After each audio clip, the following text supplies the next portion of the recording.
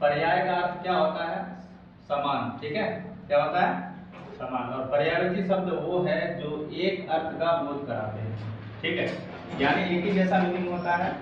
और दूसरा इसको जो है कभी कभी बोर्ड में पूछ देता है समानार्थी शब्द भी लिखा है। ठीक है, तो अगर समानार्थी कहेगा या पर्यायवाची कहेगा बात एक ही है। ठीक है ना। अब इन्हें समानार्थी शब्द भी कहते हैं, जैसे अमृत है, अमृत को सुधा भी कहते हैं, मधु भी कहते हैं, पीयूष भी कहते हैं। आंख का नेत्र, लोचन, चक्षु, त्रिभुज, ये नैतिक है। ठीक है, इच्छा का होता है कामना, मनोरथ और अभिलाषा। ठीक है, बाग का होता है बगीचा, फुलवारी, उद्यान। अब जरूरी नहीं है कि सिर्फ यहाँ हम बाग लिखा है तो बाग ही पूछेगा। हो सकता है कि बाग के जगह बगीचा यहाँ करके बोल देगा कि बगीचा का पर्यायवाची शब्द क्या है, तो फिर बगीचा का हो जाएगा बाग, फुलवारी, उद्यान। या उद्यान लिख सकता है तो उद्यान का पर्यायवाची शब्द क्या है। ठीक है, जैसे कपड़ा, कपड़ा का चीज, वसन, वस्त्र। ठीक है, अब हो सकता है कि इधर वस्त्र दे दे, कि वस्त्र का क्या लिखा है? पर्यायवाची शब्द लिखा है, या फिर क्या लिखा है? समानार्थी शब्द लिखा है।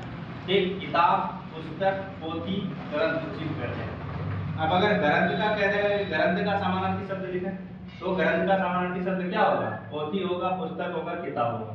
ठीक है, किनारा, तट भी कहते हैं उसको, तीर भी कहते हैं, फूल भी कहते हैं। और घर, घर का क्या होता है? गृह, धाम और गेह। जल का क्या होता है? पानी, नीर, वारी। ठीक है, अब हो सकता है कि इधर पानी दे दे, बोले पानी का क्या लिखो? समानार्थी शब्द लिखो या पर्यायवाची शब्द लिखो, बात एक ही होता है। ठीक है, धरती का क्या होता है? भू, भूमि, धरा। ठीक है, धन का क्या होता है? संपत्ति, दौलत, ऐश्वर्य। ठीक, पेड़ का होता है वृक्ष, तड़ू और विपट। उसी तरह आ जाओ यहाँ बादल, बादल का क्या होता है? घन, मेघ या जलधर। ठीक है, चिड़िया का क्या होता है? खग, पक्षी और विहग।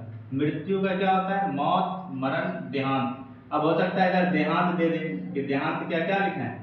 देहांत का पर्यायवाची शब्द या फिर समानार्थी शब्द तो यही होगा, मरण, मौत और मृत्यु। सूरज का पूछ सकता है रवि, दिनकर या भास्कर। ठीक है, प्रकाश का पूछ सकता है ज्योति, चमक, आलोक। सोना का पूछ सकता है स्वर्ण, कंचन, कनक। हवा का पूछ सकता है वायु, अनिल, समीर। हाथी का पूछ सकता है हस्ती, गज, कुंजड़। हाथ का पूछ सकता है कर, हस्त और कान। तो इस तरह से है बोर्ड में। अब तुमको ये जरूरी नहीं है कि सिर्फ ये पेड़ हम दिए हैं तो पेड़ ही पूछेगा, वृक्ष भी देके पूछ सकता है। ठीक है, अगर धन दिए हैं तो संपत्ति देके भी पूछ सकता है, घर दिए हैं तो गृह देके भी पूछ सकता है। ठीक है ना। उसी तरह अगर हम हवा दिए हैं तो वो वायु देके भी पूछ सकता है।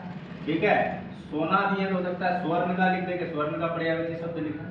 वो बोर्ड पे डिपेंड करता है उसके मन में जो आ जाए। समानार्थी का मतलब चाहे हम वृक्ष बोले या पेड़ बोले, बात एक ही है। अगर हम पुस्तक बोले या किताब बोले, बात एक ही है। फुलवारी बोले या फिर उद्यान बोले या बगीचा बोले या बाग बोले, बात तो यही है। ठीक है, उसी तरह आंख को नेत्र भी बोल सकते हैं, लोचन भी बोल सकते हैं। ठीक है, नयन भी बोल सकते हैं, है ना।